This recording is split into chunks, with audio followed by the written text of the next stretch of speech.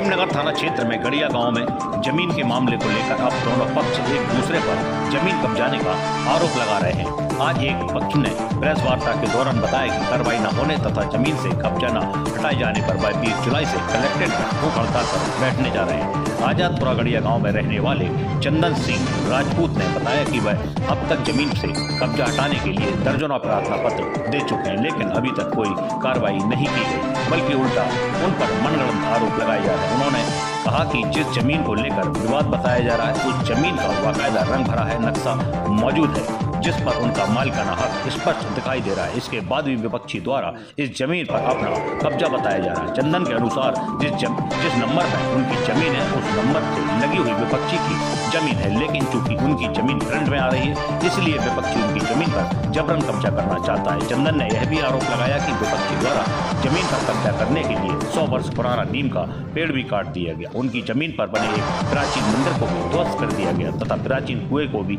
मलबा भरकर ढक दिया गया। चंदन ने जिला प्रशासन से मांग की है कि दोनों पक्षों के कागजात मंगवाकर जमीन की सही ढंग से नाप करा ली जाए ताकि दूध का दूध और पानी का पानी हो जाएगा।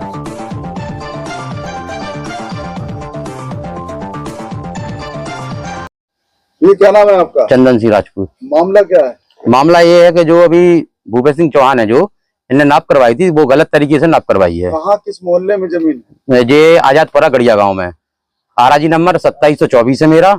जो कुएं से नाप होनी थी वो कुएं से नाप नहीं करवाई है, वो नहर से नाप करवाई है उनने।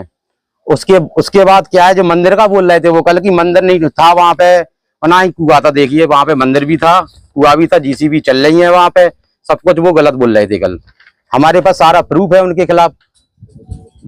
तो इसकी शिकायत आपने कहीं की है? हाँ, डीएम साहब के यहाँ की, कप्तान साहब के यहाँ भी की हमने। क्या आपको वहां से आश्वासन मिला? आश्वासन 2 दिन का बोला गया, आश्वासन मिल रहा है और हम लोग पहले से भी लड़ाई लड़ रहे हैं, सन 2003 से लड़ाई लड़ रहे हैं इनसे। अगर प्रशासन कोई कार्रवाई नहीं करता तब आप क्या करेंगे? हम कल भूख हड़ताल करेंगे लाइट चौराहे पे शांतिपूर्वक। कितने बजे? वही सुबह 11 बजे से करेंगे, परिवार सहित करेंगे। और अच्छा, उनके कई आरोप है कि उनकी जमीन है, आप लोग जबरन कब्जा करना चाह रहे हैं, तो इस तरीके उन्होंने भी कल कागज दिखाए थे, रंग भरा दिखाया था, तो उस तरीके का आप क्या मामला है? कोई कागज है? मेरे पास जो कागज है वो मेरे पास भी कागज है।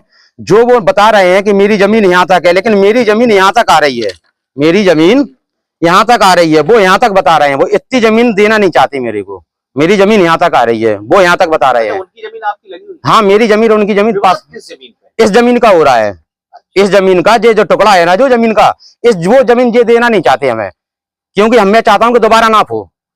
दोबारा लेना क्यों चाह रहे हैं? जो मेरी जमीन है, मेरे बच्चे छोटे बच्चे हैं, कहाँ जाएंगे? हाँ, गरीब आदमी है हम लोग, कहाँ जाएंगे? और मेरी फ्रेंड पे जमीन है और वहाँ पे खाती बाबा का पुश्तैनी मंदिर भी है, कुआ भी है, वो भी पूर दिया गया है, जो मैंने आपको अभी दिखाया है फोटो में। और जो नीम का पेड़ था 100 साल पुराना, वो भी वहाँ पे कटा हुआ डला है, वो भी है भैया। आप सब कुछ वहाँ पे है, बताइए।